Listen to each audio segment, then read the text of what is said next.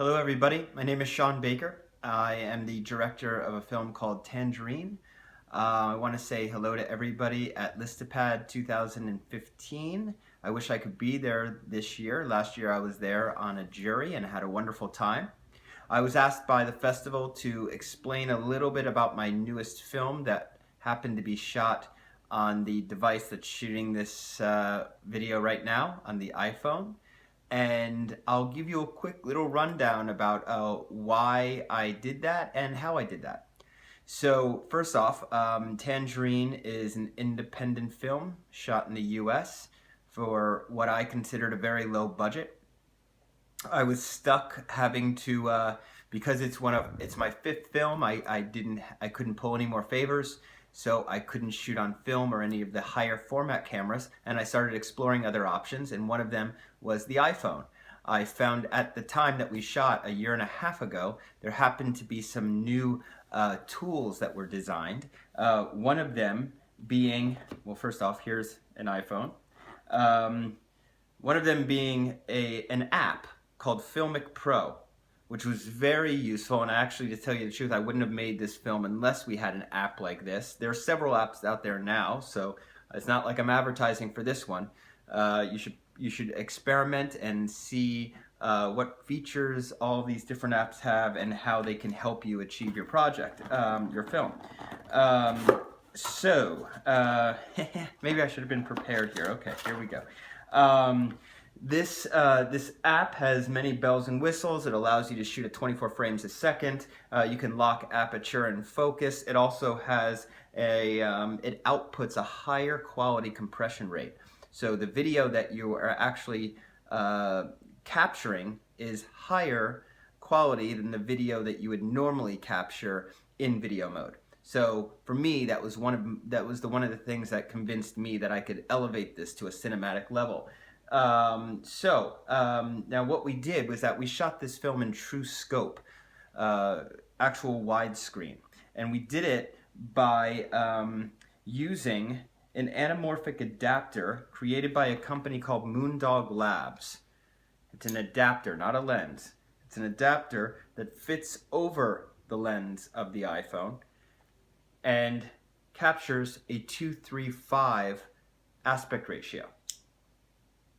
It's a wonderful little device and very lightweight, and it's hardly noticeable, and doesn't interfere with the shooting. It's just something that you have to then in post-production take care of by stretching your image back out so that everybody looks in proportionate and everything looks right, and you get a wonderful scope image.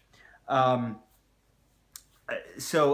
top of those two tools being used, I had to use a stabilizer, which was a handheld Steadicam. It was a grip that I used to stabilize the image, but that was a year and a half ago. These days, you can shoot on the iPhone 6 with the digital stabilizer, and it looks quite wonderful. So you don't even need a handheld stabilizer. And in post-production, I took the footage. And now, of course, this was my aesthetic, the aesthetic that I decided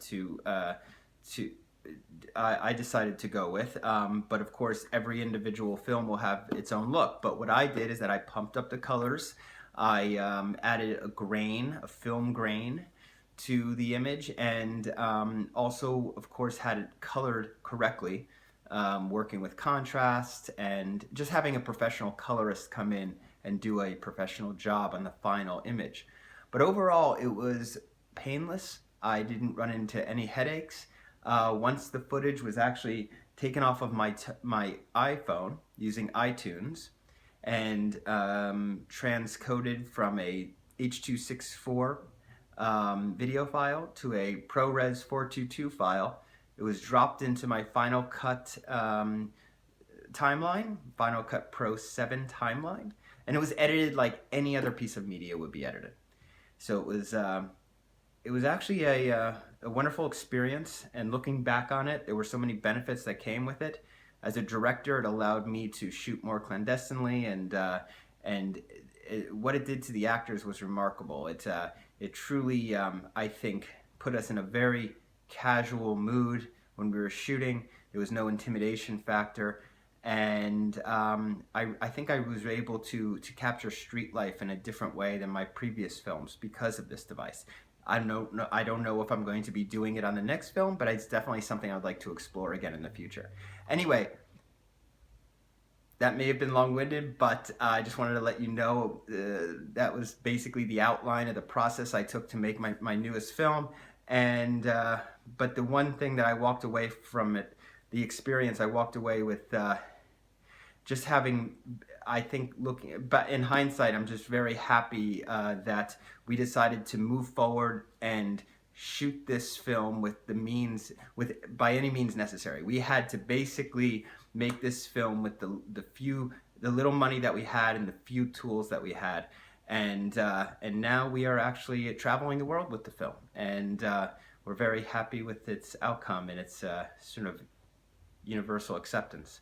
So anyway, thank you very much. Enjoy the festival this year, and make film. Bye bye.